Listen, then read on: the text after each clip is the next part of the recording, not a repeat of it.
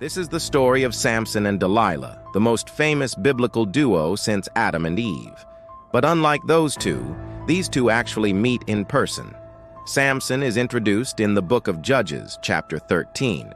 He's the son of a woman who's been told by an angel of the Lord that she will conceive and bear a son. And the Nazarite, which means one who is set apart, shall be born to her. Immediately after his birth, he was set apart by God.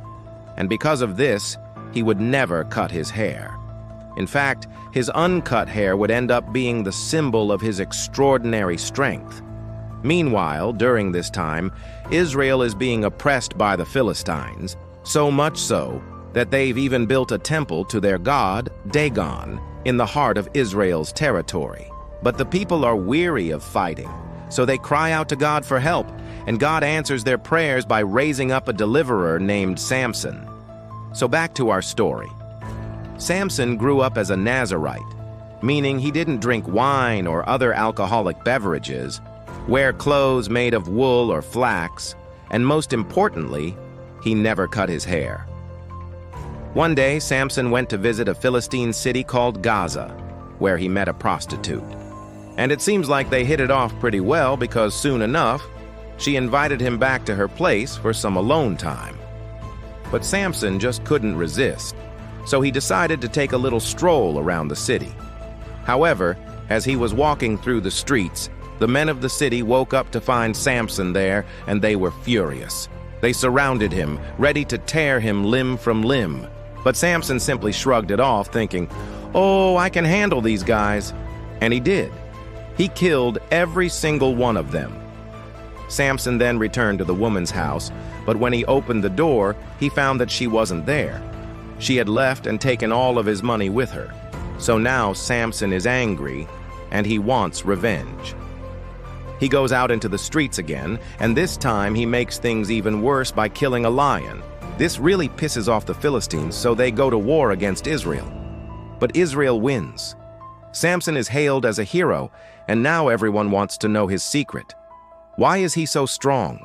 How is he able to defeat an entire army? But he doesn't tell them. In fact, he never lets slip that it's his hair.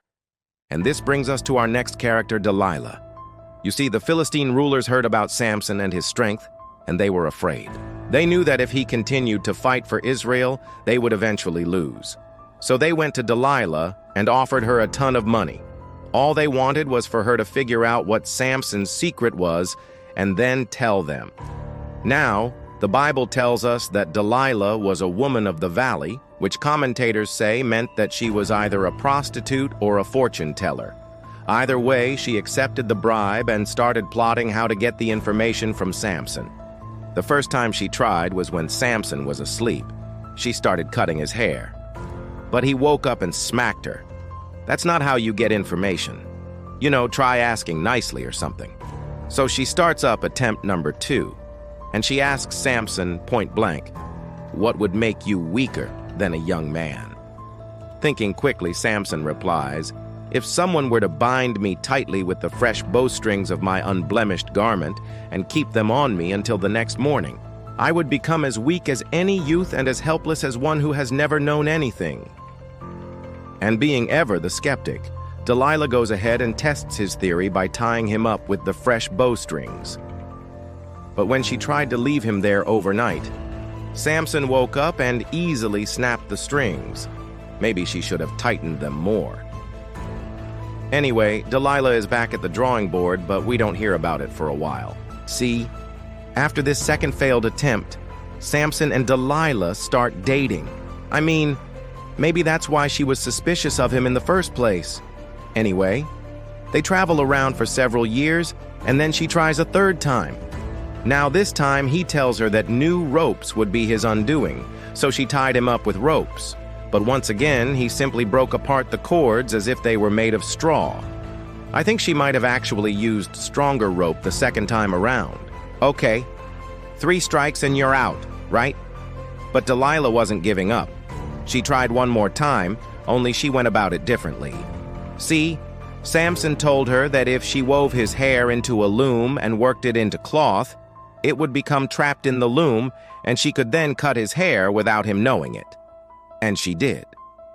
At first, it seemed as though the hair wouldn't go in, but after some time, she got it in and began cutting it. Samson still didn't notice, so she repeated the process until his hair was all cut off.